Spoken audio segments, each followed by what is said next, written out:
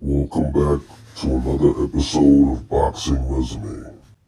Which means we're going to review the level of competition that Terence Bud Crawford has faced. Well, I can hoop. I'm probably still better than you at hooping as well. But I'm definitely You ain't better than me in nothing. Darts. And talking, that's it. Talking? You talk a good game. You ain't Darts. better than me in nothing. Darts. Nothing. Darts. Nothing. Darts. Today. You're very nervous today. I don't know For what's wrong what? with you. I've been here. Your energy's all off. I've been here. I'm worried about you on Saturday. Last time I don't think recall- you're taking this fight right. I'm 3-0 against you, sir. That doesn't matter. 3-0. One was against Ricky Burns. You're 135 pounds. Who was That's that your one? best champion. Dongo? That's your best champion. That was your hardest fight. That's your best That was champion. your hardest fight. Why Guess would what? you disrespect your gonna best be, champion? This is going to be your hardest fight, Saturday. That's your best champion. Yeah, Why would 115, you disrespect 113. Should have been a What? draw. Never. See the scorecards. See, man, where Ricky at, man? I like Ricky, So do dude. I. Where Ricky 115, at? Man, you 113. disrespectful. You robbed him in Scotland. You disrespectful. You robbed him in Scotland. I robbed him. The first guy worthy of mentioning is British Prescott. This guy could really punch. Prescott had wins over Amir Khan and Richard Abril. He did lose to Miguel Vasquez, but overall, dangerous opponent. Good win for Crawford. After that, he fought Alejandro Sanabria. Now, I almost didn't put him in the list, but he had an impressive-looking resume, and he also had a win over Rocky Juarez, who I really respect. So, yeah. Now, Andre Kilmov, he had a good win right before fighting Crawford against John Molina, and he was undefeated.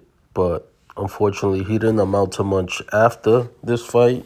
Crawford got his first shot at the WBO World Lightweight title when he defeated Ricky Burns, a respectable champion, and also gained another title after winning this. So he's a two-time champion. Yuriorkis Gamboa was definitely a big deal and the toughest opponent Crawford ever fought. He was an Olympic gold medalist, Cuban, world champion, undefeated, and Crawford, even though he had his toughest fight, he did pull off a knockout victory. Good for Crawford. Raimundo Beltran, another dangerous opponent with a deadly left hook. He did lose this fight, but Raimundo Beltran did become a world champion after. Thomas Delorme was a Puerto Rican prospect with a big amateur pedigree. So this was a good fight. Thomas Delorme is very skilled, and he gave Crawford a hard fight. But Crawford was able to catch him in the 7th round and score a big knockout. Derry Jean was another solid guy. He only had one loss to former world champion Lamont Peterson. So it was another solid victory for Crawford. Henry Lundy, a.k.a. Hank Lundy, another solid guy. Not a world beater, and Crawford was definitely supposed to win this fight. Very entertaining, and Crawford got an impressive knockout.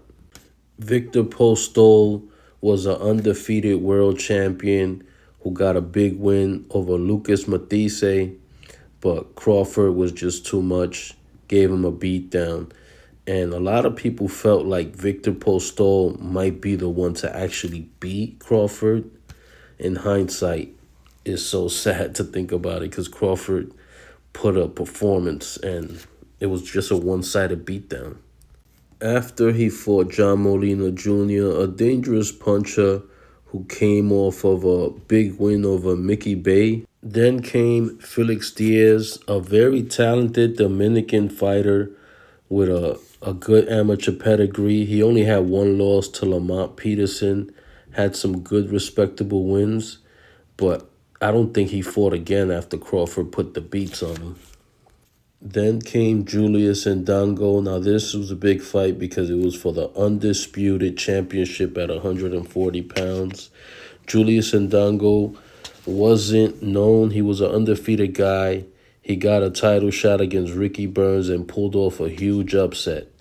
So even though Julius Ndongo himself is not the most impressive fighter, he was a good fighter who was a world champion, and Crawford collected all the belts. Crawford then moved up to the 147-pound division, the welterweight division, and faced Jeff Horn, the WBO world champion, who had just finished beating Manny Pacquiao. So this was a good win for Terence Crawford, and he gained another world title in the third weight class. In his first defense, he fights Jose Benavidez Jr., the brother of David Benavidez, the Mexican monster. Now, Jose's biggest win is Mauricio Herrera, which is a decent win, but he was undefeated, so he got the title shot, and Crawford scored a knockout in the last round. Then came Amir Khan, a veteran, former world champion, but Crawford was just too much. He put the beats on Amir Khan. Kavaliauskas was an undefeated prospect with a lot of knockout power. He knocked out David Adenisian. He had a win over Juan Carlos Abregu and a draw with Ray Robinson. So this was a dangerous fight. Crawford did hit the canvas. Luckily, they didn't count it, but it wouldn't matter because Crawford scored another knockout. Kell Brooks is a two-time world champion, a veteran, and he gave Sean Porter his first loss. So it was a good look, and it was an impressive knockout victory for Terence Bud Crawford. Ironically, Sean Porter was the next opponent. He beat and even knocked out Sean Porter. Very impressive since Terence Bud Crawford is the only man to ever stop Sean Porter. David Adenisian was a stay busy fight. David is a very solid guy, awkward style, but this was just for Crawford to stay busy because he didn't get the Errol Spence fight. And then comes the Errol Spence fight.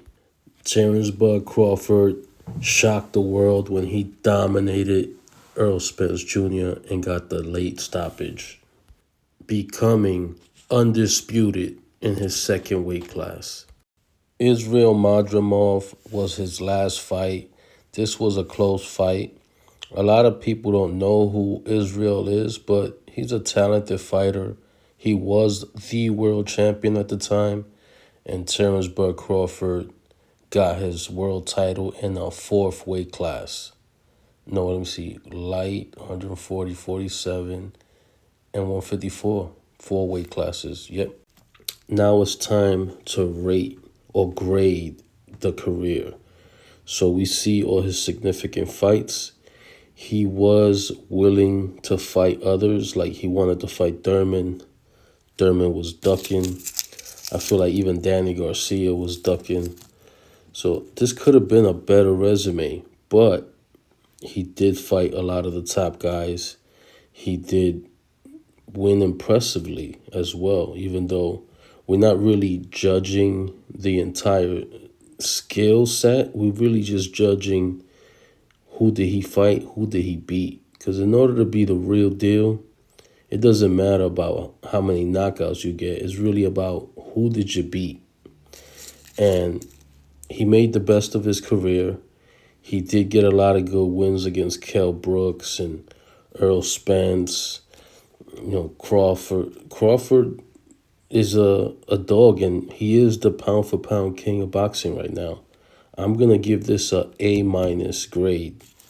There's a little room for improvement, obviously. I think he has a couple of fights left, and Canelo Alvarez most likely will be next. So, guys, tell me what you think. Do you feel like this is a fair grade? Do you think he deserves better or less? Give me some feedback. Get involved. Interact with your boy. Let me know. Peace out, y'all. Now don't forget to like, comment, and subscribe, y'all. Peace.